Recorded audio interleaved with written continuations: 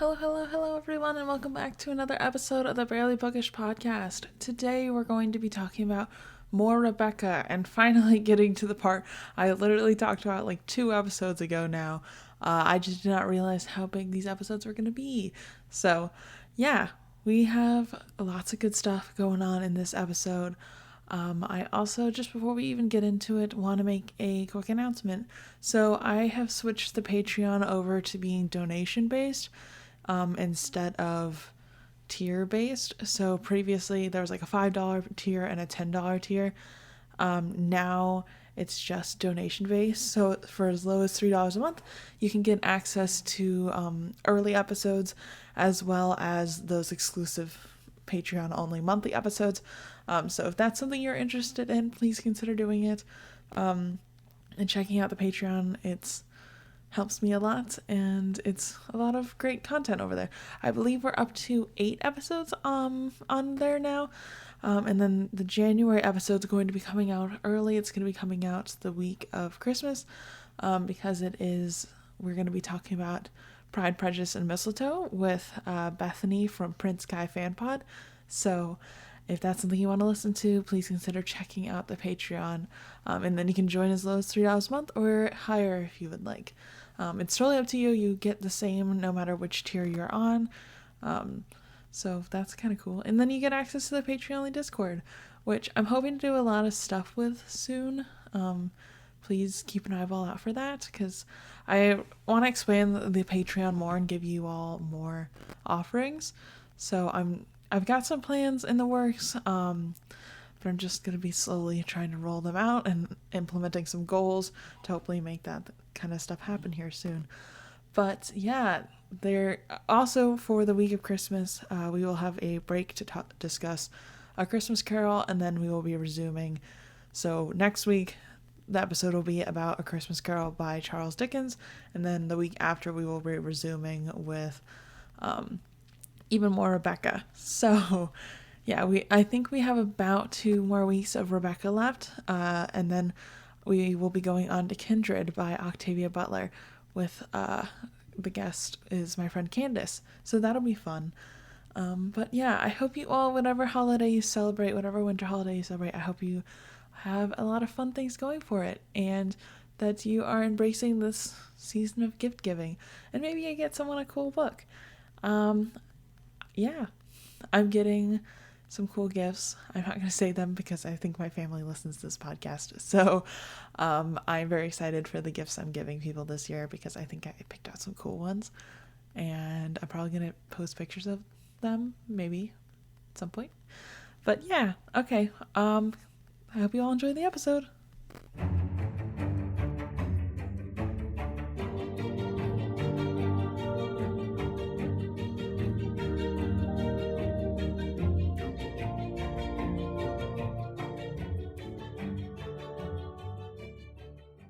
Hello, everyone, and welcome back to the Barely Bookish podcast. Today, we are continuing our discussion of Rebecca, and I am joined once again by Shanna and Jen from the Best Book Club podcast. Hello. Hey, guys. I love the panic in my eyes as soon as I was like, No, you're good. beautiful. I am honestly, okay, when we started this book, I was like, am I going to like this book? And now that I've finished it, I'm like, oh, I do like this book. It's such a good book. And I like Maxim now. Like, I hated Maxim at the beginning.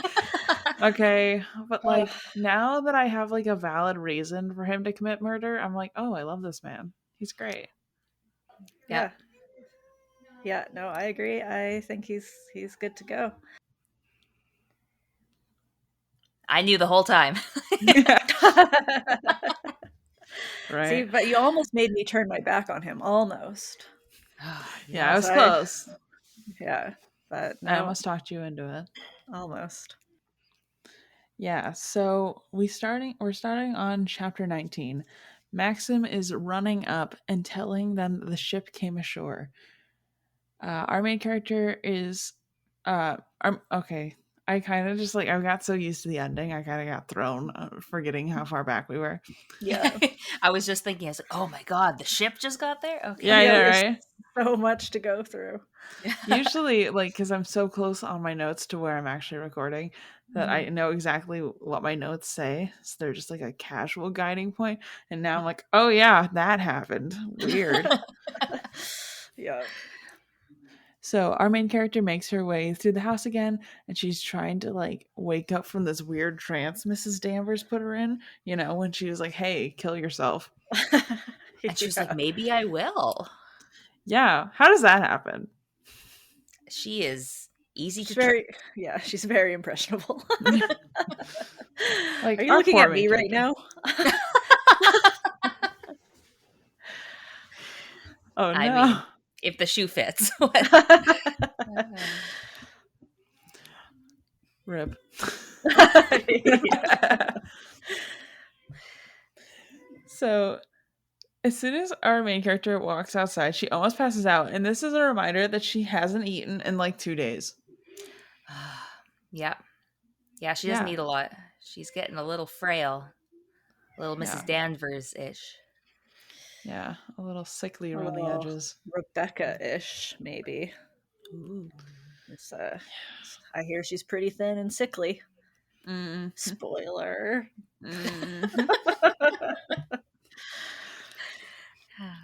So our main character is going down to the beach where Maxim is meeting everyone just to kind of like go see what's going on. And it turns out they're sending a diver down to go look at the boat.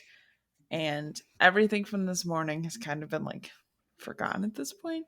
Like she's no longer worried that Maxim's leaving her, I guess, because this whole thing's happening. And also that was dumb. Yeah. I mean, Yeah. facts. Like, she has so much anxiety. She has so much anxiety that there's been like multiple points in this book where I don't know what's in her brain and like what's actually happening. Mm-hmm. Yeah, she's not very reliable. No, not at all. So Maxim apparently already left the scene of the boats to rush someone to the doctor. So they're playing a game of telephone, but in real life, which is kind of fun. For everyone that's not our main character. Yes. So everyone is leaving the beach and the main character's kind of hanging behind. And she's just like sitting on the shore, still not eating. I guess it's technically been like 24 hours, but that is horrifying to me because I'm one of those people that if I don't eat for too long, I will just like faint. So Well, I definitely eat and then I'm immediately planning what I'm eating next. mhm. And then like setting a timer on my watch, like when can I eat this? My hard part is I normally like I am like, oh, I will make lunch as soon as I'm done with this one activity I'm working on. And the activity I'm doing takes longer than anticipated. And I'm like, I'm starved. And if I don't shove food right into my mouth right now, I'm going to create a rage. Oh my God, I would not make it to the end. Like, I'm going to make lunch right after this activity. Oh God, like 5 minutes in. I'm just going to make lunch now. What are you talking about? That's me, except for it's sleep. Oh, yeah. Yeah. I take naps. Today I took a 15-minute power nap. Oh, so good. Yeah. That actually makes me want to throw up. Like, it sounds horrible. Naps are my snacks. They're fantastic. I started power napping when I was like in college because freshman year I had about a 30-minute break. So I could make it to my dorm, power nap for 20 minutes exactly, and then make it to class on time. And I'm not a functional person, so I don't sleep much at night. So I just kept taking a lot of naps. Well, however you can get those Z's in. Yeah.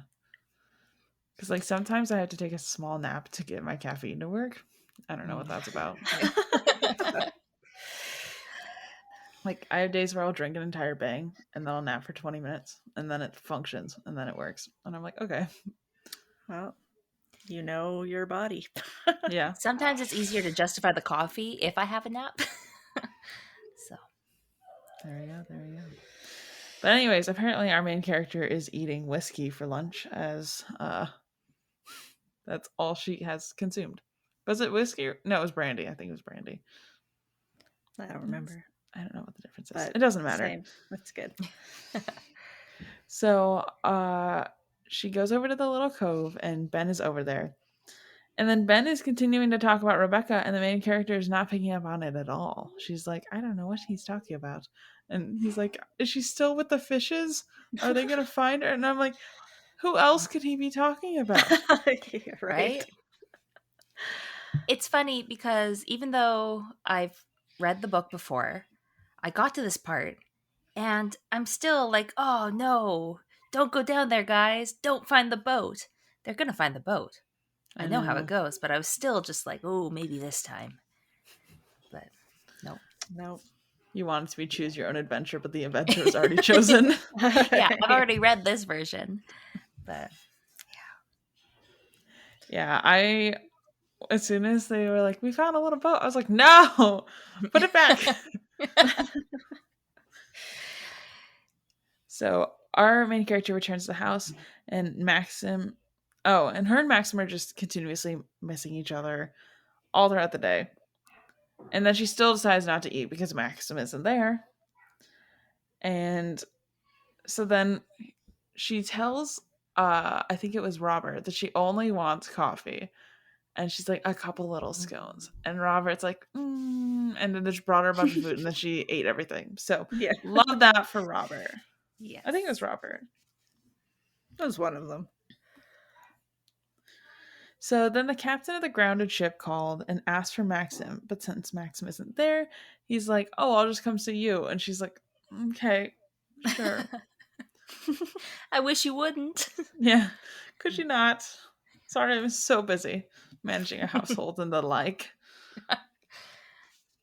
So this is where we find out that when the diver went to go look at the bottom of the grounded boat, they found Rebecca's sunken boat, and it's not broken up at all. Dun, dun, dun.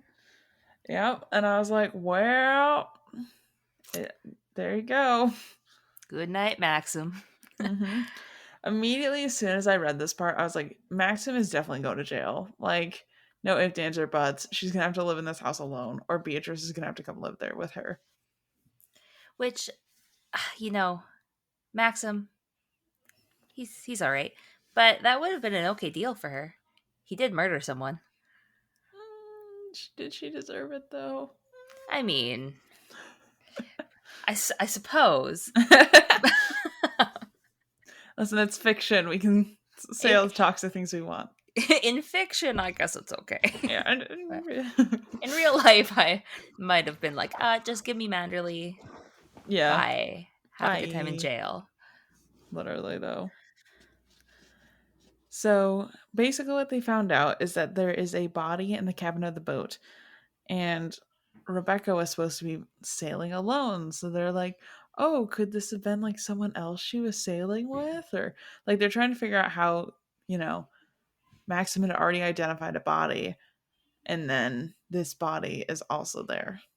But I think they were being way too harsh on Maxim because what wasn't it like a ocean bloated 3-month-old corpse that was missing pieces? Like, yeah, we already had the question of how would he have identified her in the first place? Yeah. Plus, like, our man was supposedly distraught. Like, it's understandable at this point that he would have like misidentified someone. Especially if you don't have like prominent birthmarks or something like that, like, or tattoos. It can be kind of hard to identify. And didn't everyone know Mrs. De Winter? Couldn't they have been like, hey, that's Mrs. De Winter? Yeah. Like, well, now after a year too, like her body has no skin. Hey, I like this. Just a creepy skeleton. Yeah. So I'm like, how are they even right now being like, yeah, this is definitely Mrs. De Winter? Like, they don't know. Oh, I was going to say he could have been like, oh, she was with her best friend, Margaret. But then they would, catch that lie pretty fast. So yeah. It's better he didn't go with my idea. Yeah, but they also could have been like, he could have been like, I have no idea who this is. Like, how did he identify this body? Oh, I guess they Yeah. said she had jewelry or something on. Yeah, but that's not enough. Yeah. I don't know. I don't know. They didn't have CSI then, I guess. So Yeah. I mean, honestly, this entire court case was a sham, so. Yeah. oh my god, 100%. So, at the moment that our main character is talking to the captain, Maxim walks in because it's ironic timing because this is a novel. And, um, you know, she's like gets freaked out at hearing this and leaves the room to make the captain then have to tell the entire story again to Maxim. Because, Yeah. yeah. And just, yeah, she runs away, which you do, I guess.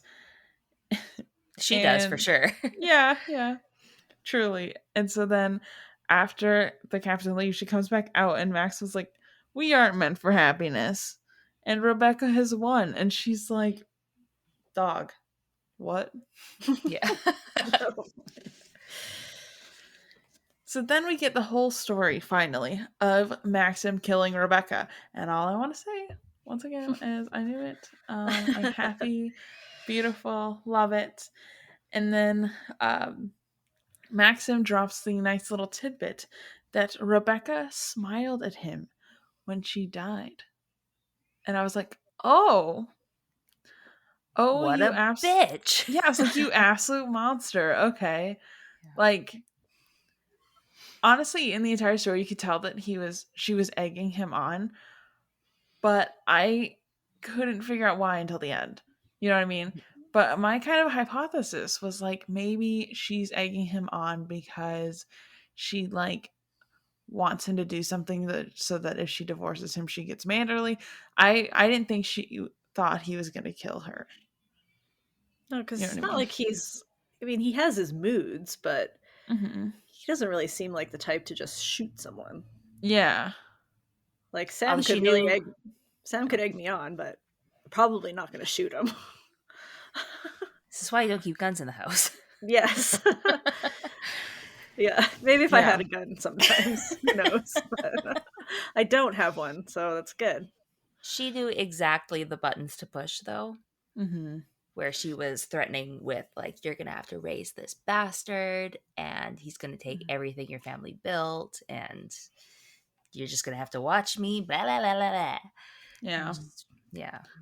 That's the only thing that Maxim cared about was his like legacy and family and status. And also like she was about to like in this story have an incest baby.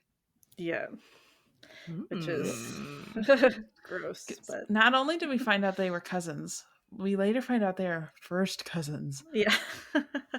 Worse. Yes.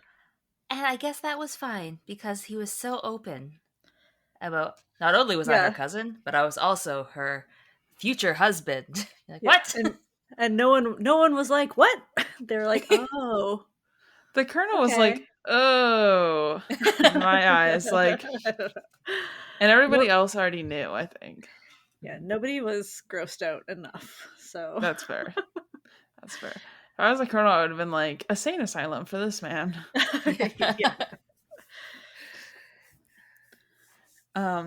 And then after admitting he shot her, we get moved on to chapter 20. I love how the only thing she really takes from it is he never loved Rebecca. He I didn't love her. know. That's the only thing that Yeah. matters. Literally, our main character just like does not care a single thing for any of the red flags that are happening. Nope. No. But Like, what she's a like- switch flipped. Oh my Yeah. gosh. Yeah. As soon as she knows that Maxim never loved her, like never loved Rebecca, she's like, I am now queen of this household. Everything is mine. La la la.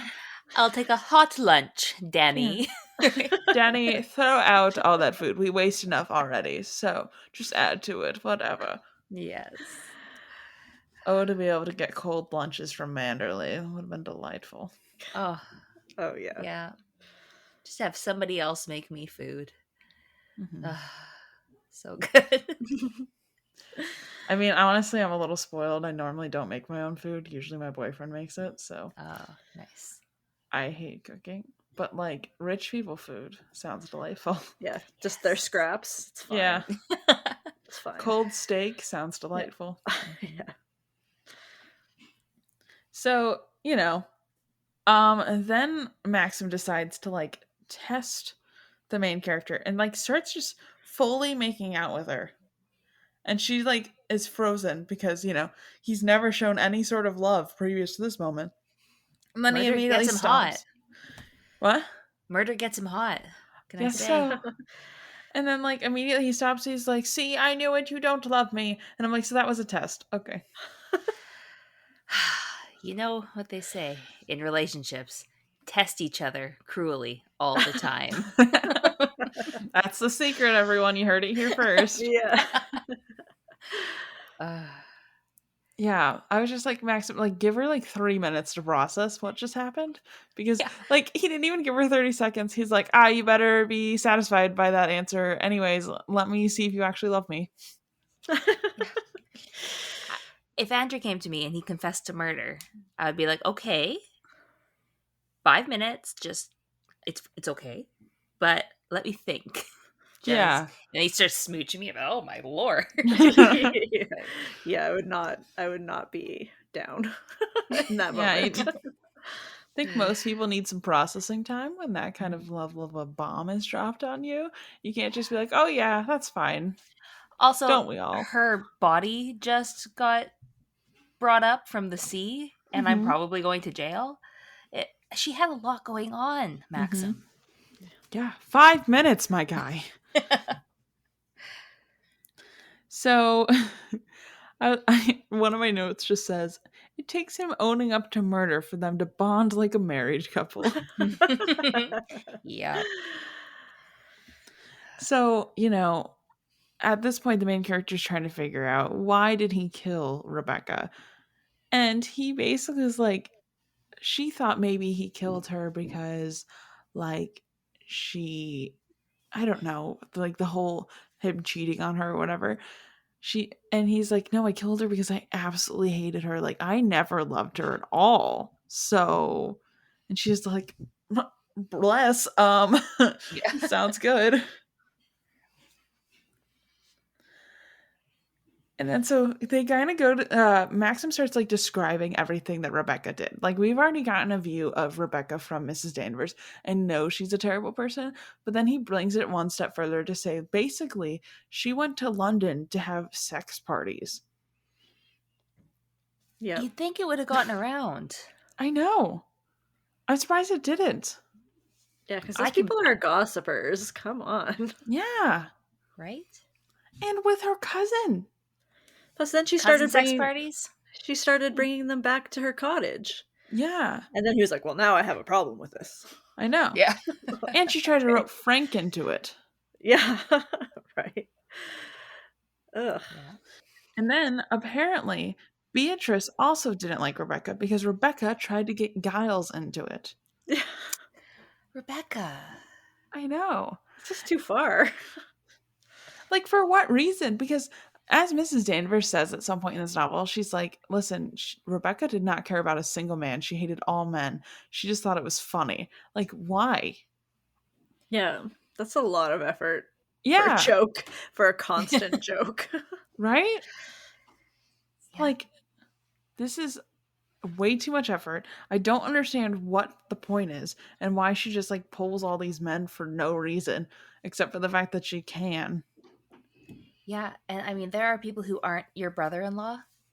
Yeah. Right? Like, she's probably even got more cousins. Yeah. She has to. Oh my god. And like, she has to arrange this. She has to go all the way to London from their place, which is like 6 hours or something, to go have sex parties. For why? I guess there's that's so why many she brought other them home. things. I know, but like, there's so many other things she could be doing. I don't understand. Especially she doesn't even legitimately enjoy this. Yeah, it'd be one thing if she was like really into it. But yeah, it doesn't sound like she was. Like, she's doing it just to make everyone else's life a nightmare, and I don't get it. Yeah, I'm way too tired to do that. I mean, Yeah. otherwise, whew.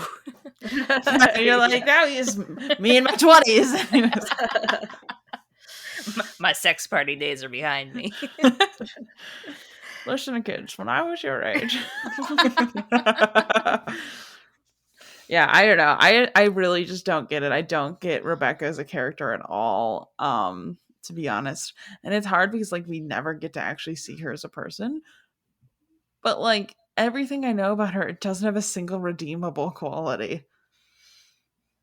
Like, She was pretty. I guess. But then, like, even when Jack talks about her later on, he's like, yeah, she just, like, loved to sleep around, and we loved that for her. I'm like, do we? Because it's not like she was... Yeah, it's like, if you sleep around, I don't care. But, like, you'd sleep around, and then you also are just mean to everyone around you. Like, what? Yeah. Well. And then, anyways, moving right along. So, okay, so then we kind of get further into what Rebecca exactly says. So she had said to taunt him, if she ever had a child, everyone would believe it's his. No one would ever question it. And there was not a single thing Max could do. And that if he ever tried to divorce her, Mrs. Danvers would back up whatever story Rebecca gave, and they wouldn't let it happen. And he would be like, and then Frank will back me up. Mm-hmm. And so, yeah, there we go.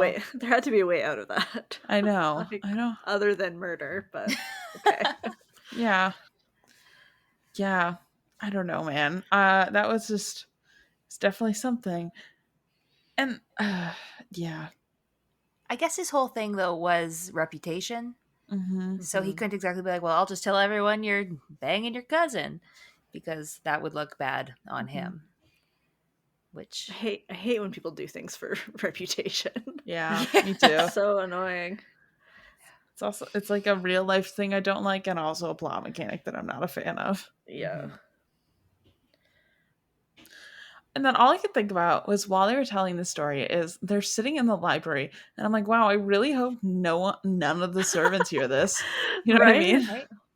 I was like, you guys are just casually talking about murdering people. Yeah.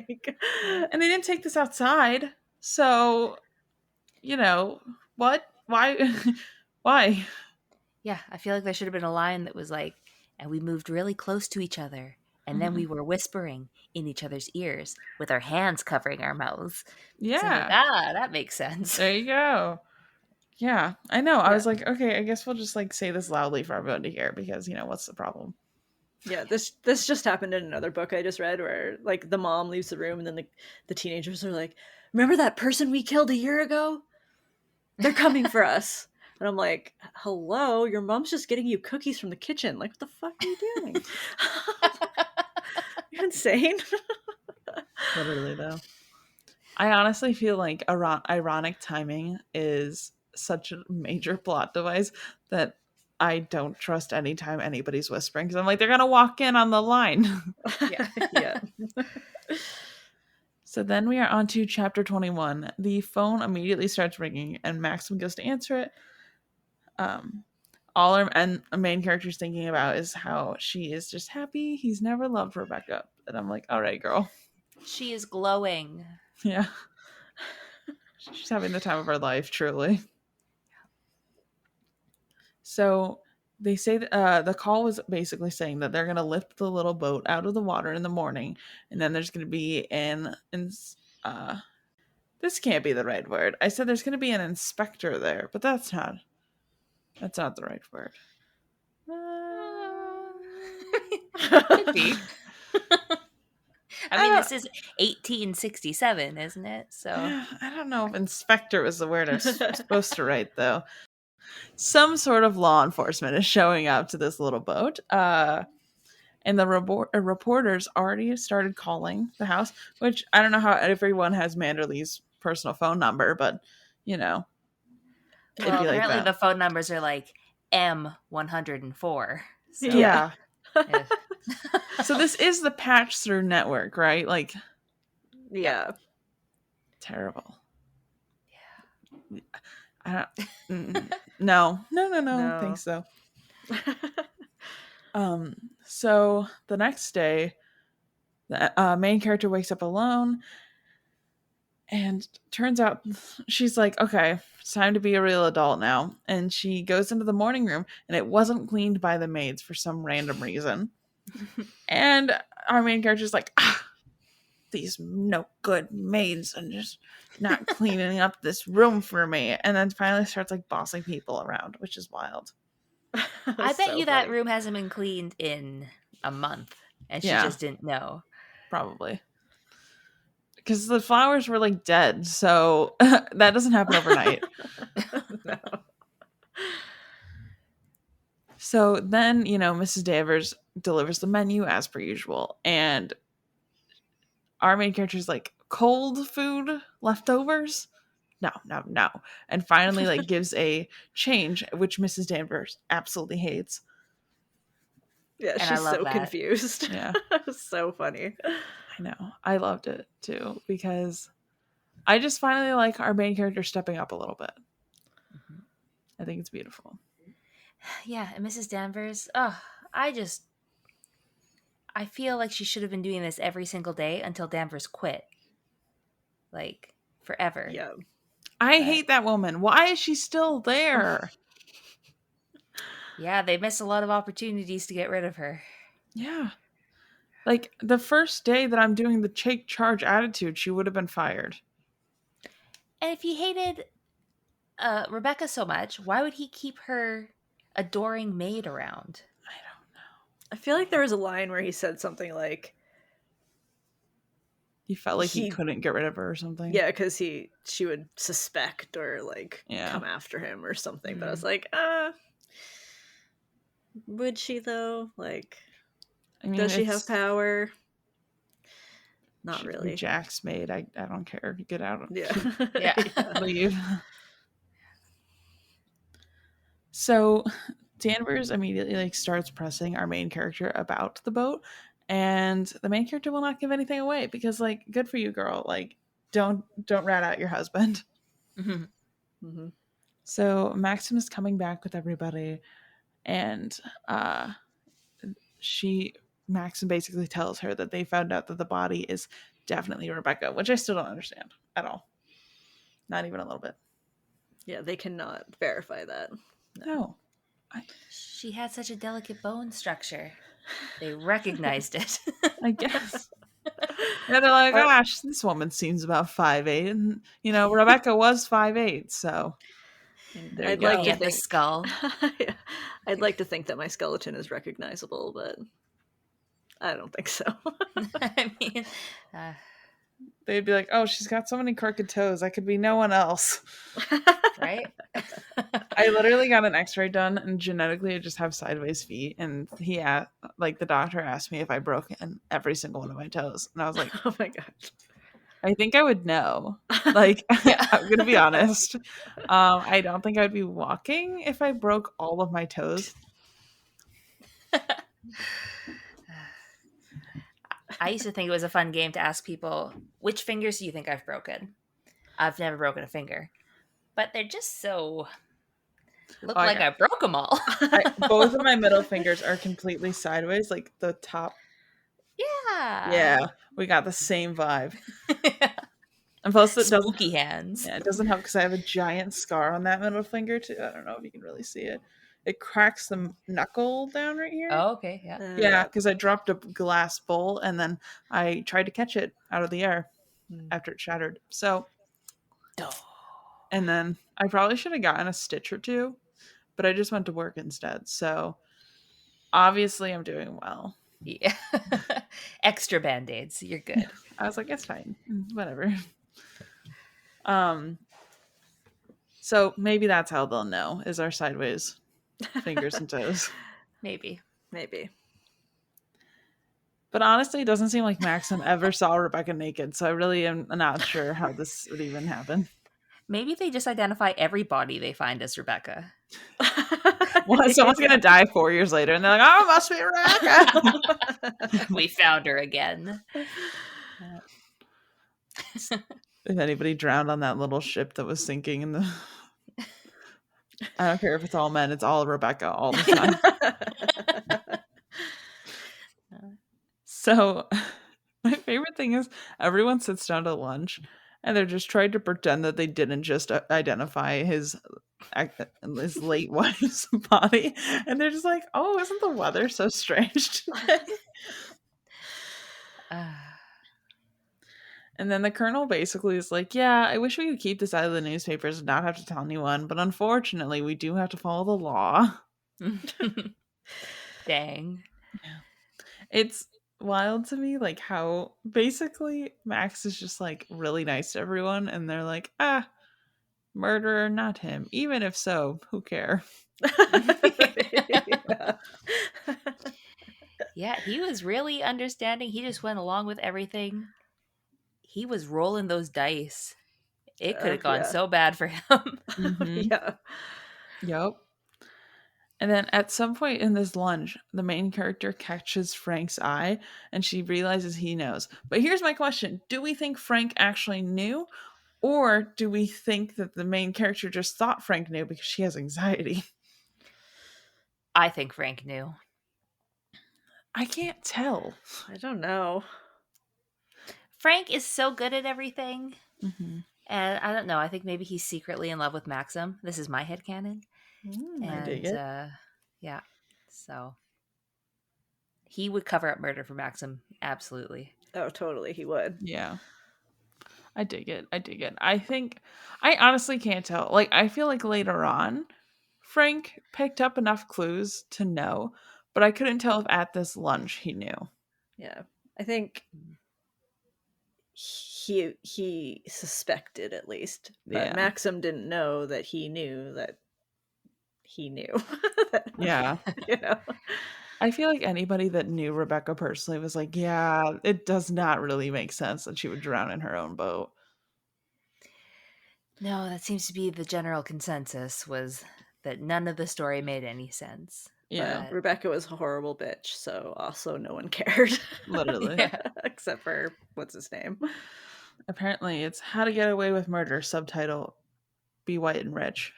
Yeah, I mean, it's been working very well for a lot of people for a long time. Mm-hmm. So then, after everyone leaves, Maxim starts talking to the main character in the garden about how he killed her. And I'm like, I swear to God, if Mrs. Danvers hears this, like, I'm just going to lose it. Like, he, after telling her the first time, basically just, like, pulled out the stopper on the waterfall. And just anywhere that they're just in a room supposedly alone, he's like, yeah, remember when I killed Rebecca? Like,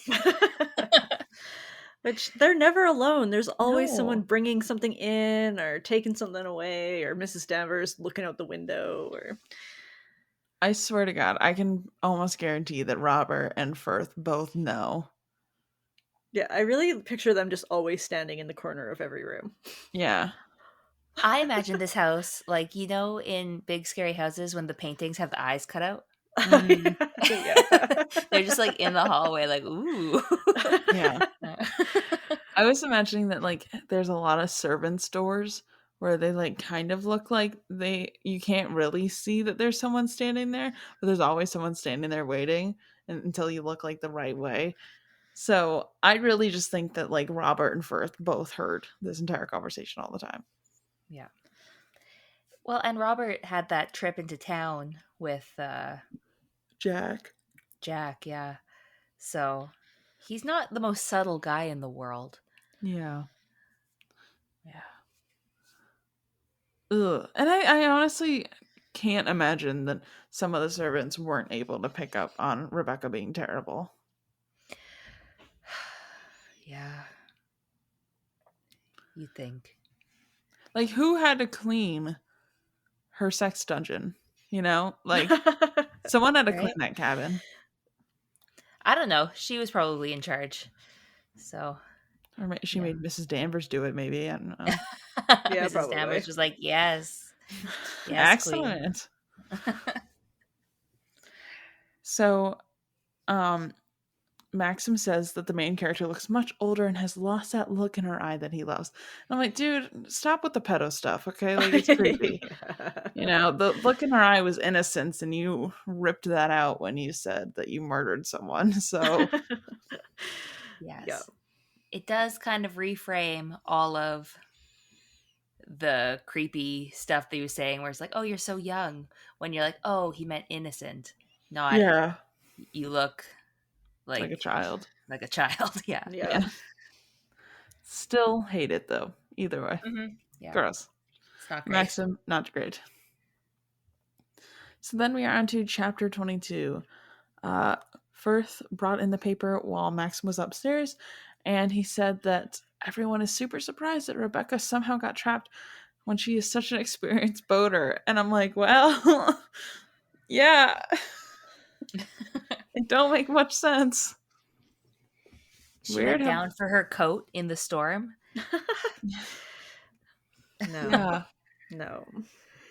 I mean, when I go boating in a storm, I'm already wearing my coat, personally. Yeah. Mrs. Danvers is incredibly distraught at this point because Mrs. Danvers, and yeah. And then, of course, the newspaper starts making Maxim out to be awful because, like, the last bit is like, right after the party is when they found Rebecca's body, and also it's him and his young wife, and blah blah blah. Like, they're trying to like drag Maxim as much as humanly possible, and kind of funny, but also like I wouldn't want to be in that situation at all. No, but that is the way. They got to sell those papers. Yeah. Yep. So, you know, because Maxim doesn't know how to cope like a real person, he read every single paper to ever exist about this story. Never read the comments, Maxim. No. Never.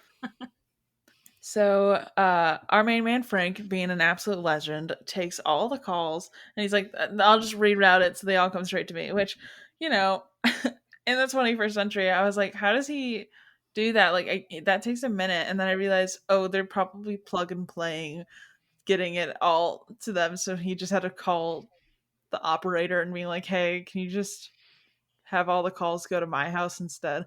Like, is it that easy? It must be. They Do just it put the for a lot little of money. thing. They put the little thing into Frank's hole. Yeah, they just know? tape over Maxim's and they're like, don't forget. Yeah.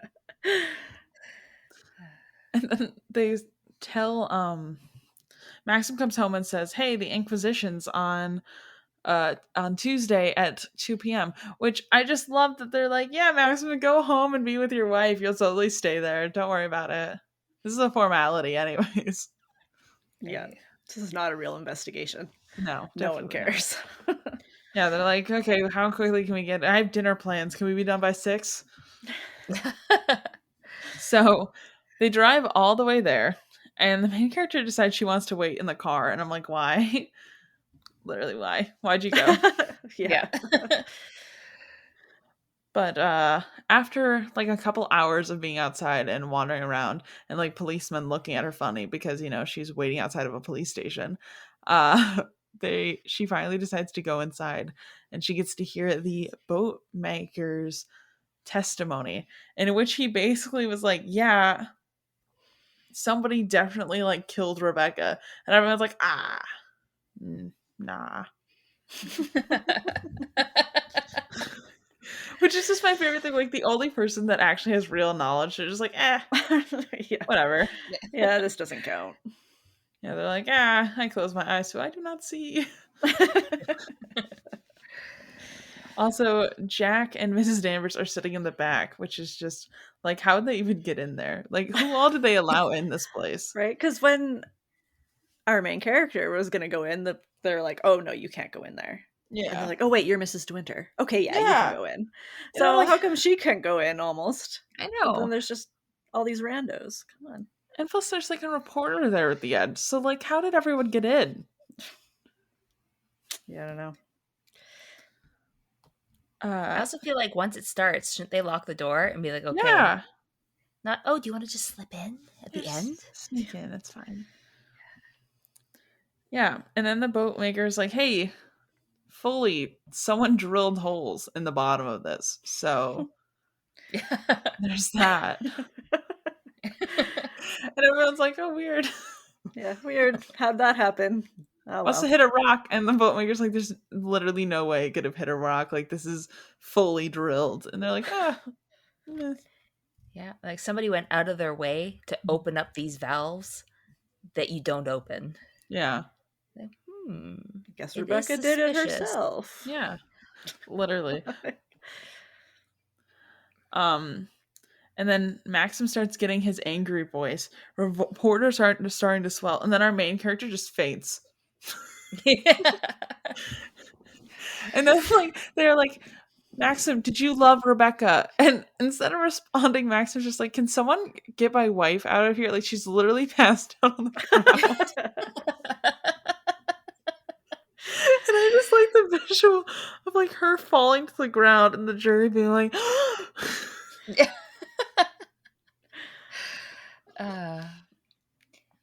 where is the fainting coach? Like, well, afterwards they're like, oh yeah, that happens sometimes. Yeah, right. Oh, Okay. Like, there's not really good air circulation in there. Like, oh, what kind of cheap Inquisition room is this? I was picturing, of course, like the 70s. Well, I guess it's still what they all look like, but like bad carpet and like wooden pews and just everything is brown. Yeah. I'm going to be honest. When she said there wasn't even like pews or whatever, I started imagining folding chairs. Like they had never done an Inquisition before. And they're like, oh my God, we got to set something up really quick. Hold on. And just like, folding, we're like getting the folding chairs ready as they were coming in to do the Inquisition. The jury's already set up and talking, and they're still unfolding these folding chairs is what I'm imagining. It's funny because sometimes I can read a thing like there weren't even any pews. And my brain's like, nah, there are pews. Yeah. Like, whatever. It's fine. So many pews. Honestly, same. Sometimes I'm like, this description wasn't good enough for me, so I will not look at it. She had brown hair. I'm like, but she's already blonde in my head, so I'm just gonna scrap that. I am toxic in the way that every love interest I make look like my boyfriend because I'm obsessed with him. And so sometimes I will find out later on that the love interest is white, and I'll be like, what? No. Anyways. No. That makes no sense. Yeah, sorry. That doesn't. I've already created this narrative in my head, so no thank you. Yeah, I've actually done that for quite a few characters where like I've already given them all of their stuff and then I'm like, no, wrong. And I refuse to change them. My headcanon is the only canon. Yep. So thank you both so much for joining me. Where can everyone on the internet find your podcast? Well, we are Best Book Club with Shanna and Jen, and we are everywhere you get your podcasts. And you can find us mostly on Instagram at best_book club. Or you can email us, if you have any questions and want to tell us how much you loved it that we were on this podcast at best_book club@outlook.com. Tune in next week and we'll catch you all later. Bye-bye. Bye. Bye.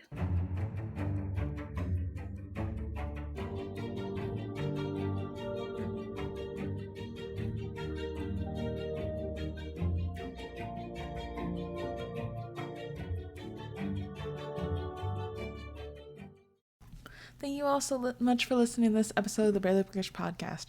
As I mentioned in the beginning, we will be switching the Patreon to a donation-based Patreon. So if you want to join for just $3 a month, you can get access to every single thing that I've got on Patreon right now. So that's about like 8 months of backlogged exclusive episodes, as well as January's monthly exclusive episode is going to be coming out early. because it's going to be coming out the week of Christmas, so that I can discuss Pride, Prejudice, and Mistletoe over there.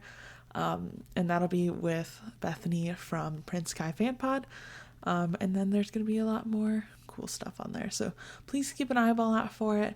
Also, if you want to make sure you don't get spoilers for A Christmas Carol, which I feel like at this point in time, most people have know the general outline of A Christmas Carol, so I don't think anybody's really trying to avoid spoilers on that. But if you are, please try and read it. It's really, really short, so it shouldn't take you too long, but that's what we'll be discussing next week, and then the week after we will be going back to even more Rebecca. So, yeah, tune in for that. I'm excited. But yeah, that's kind of my only real announcements. There is a sale over on the Threadless shop that's been going on for holidays, so if you want some merch, please go check that out. But besides that, I hope you all have some lovely holidays and that you get something fun, maybe something bookish related. I don't know. But yeah, happy holidays, everybody. Our logo is designed by my little sibling Sarah. Our theme song is by Raphael Crux. And I'll catch you all later. Bye!